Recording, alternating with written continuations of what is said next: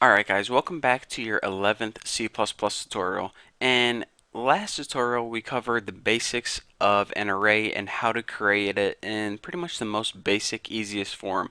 But in this tutorial I'm going to show you a different way to create it. So the first thing that we need to do is go ahead and type the data type of your array and the name of it and how many values you want to store in it.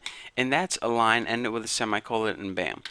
Right now we're telling our compiler this. We're going to create an array and it's going to hold 5 values. So instead of putting an equal sign right here and setting it equal to 5 values right now, you have another option as well. What you can do is go ahead and type in the name of your array, the index, and you can set each index individually, and this might be a little easier to see. Let me just go ahead and copy this. Copy. This might be a little easier to comprehend how you populate values in an array. So the 0th index of the array, or the 0th element, we're going to set to 19. The first one, let's just go ahead and set that to like 234. Let's run through this.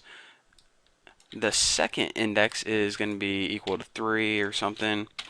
The third index is going to be equal to whatever heck that is. And the fourth index is going to be equal to, whatever heck that is. So we're saying, alright, you said 5 right here, so don't you go to 5? No, no, no.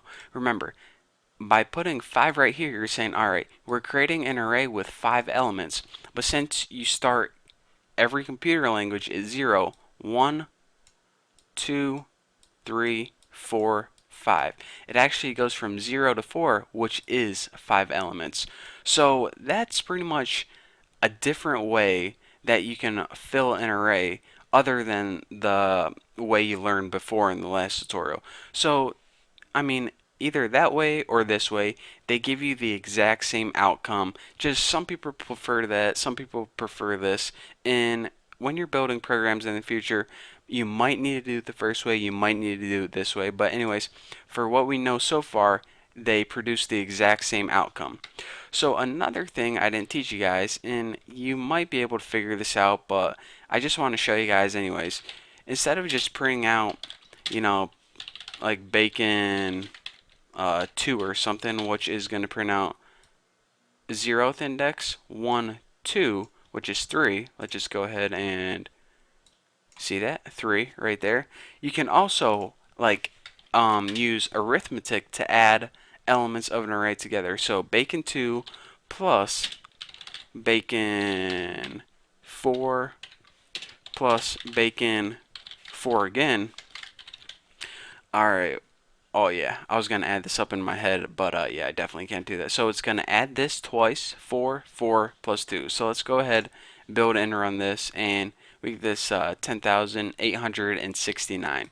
So anyways, I just want to show you guys, one, you have a different type, or excuse me, a different way of building an array, and also you can treat these array items or array elements just like you would any other variable and add them together, print them out. Pretty much anything you can do with a variable, you can do with your pieces of your array.